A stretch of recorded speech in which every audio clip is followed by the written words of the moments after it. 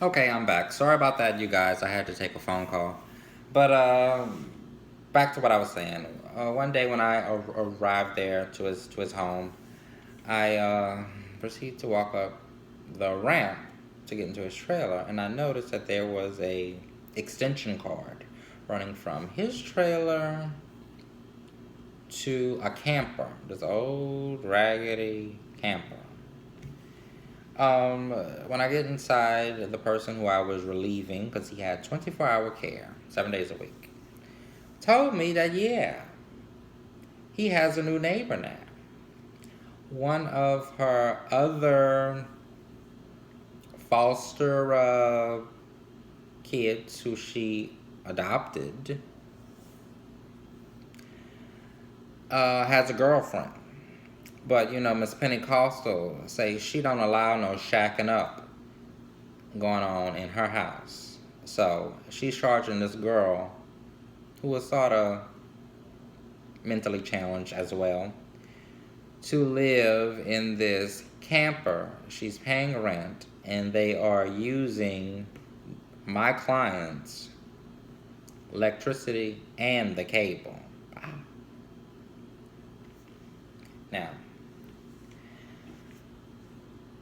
working for the state, for this agency, we took several classes on neglect and abuse, and the list goes on. We took a whole lot of classes, and this particular situation, it falls under neglect and abuse.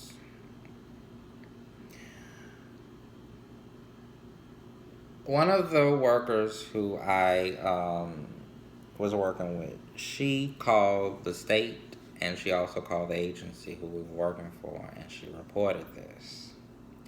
I wrote it down in my notes to cover my own ass.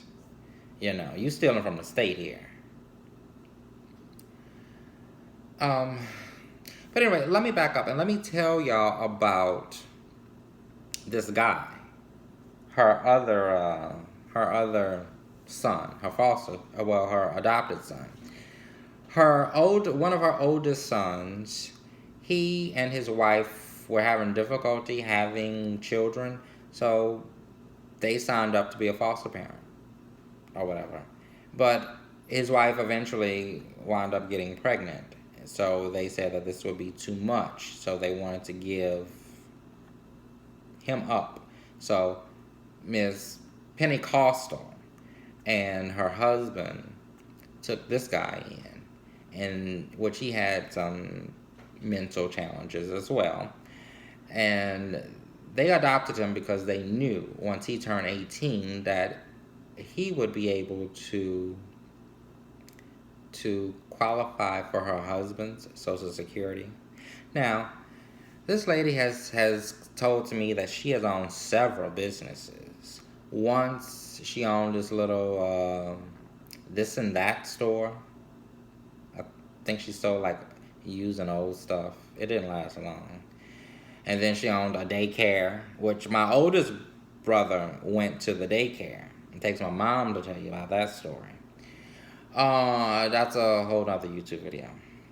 But anyway, none of her businesses last long.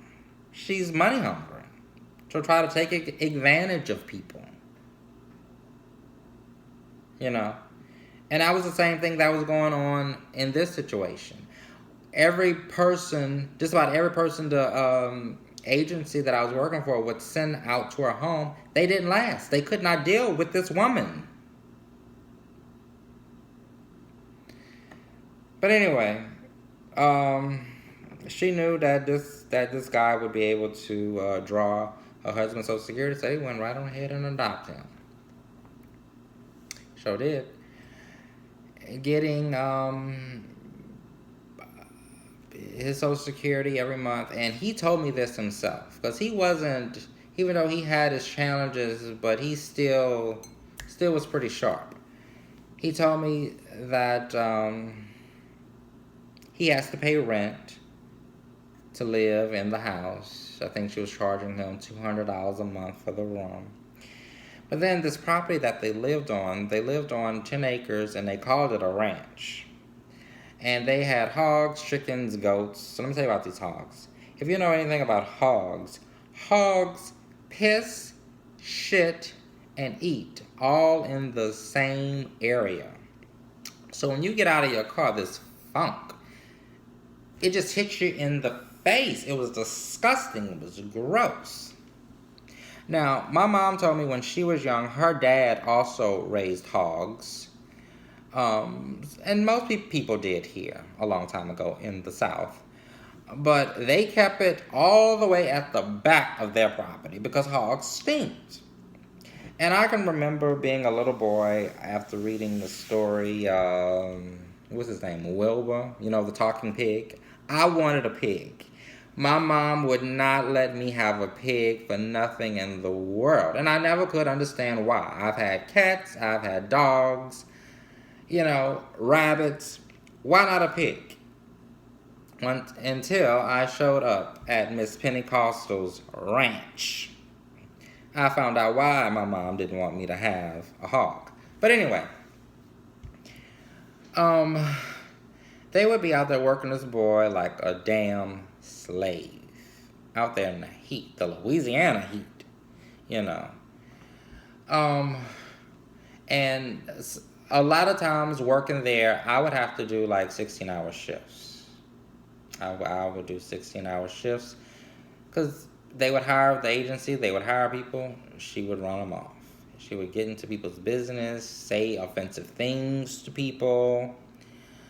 So I used to work the 16 hours. So I would order food, like from Pizza Hut, or sometimes I would do Uber Eats, and every time my delivery person would show up, he would come running from back there, from out of the field, and he would ask me, what did I order, and can he have some? And I would say, sure. So that's how me and him developed this relationship, and he became very comfortable with me, and we talked about a lot of things, And he told me a lot.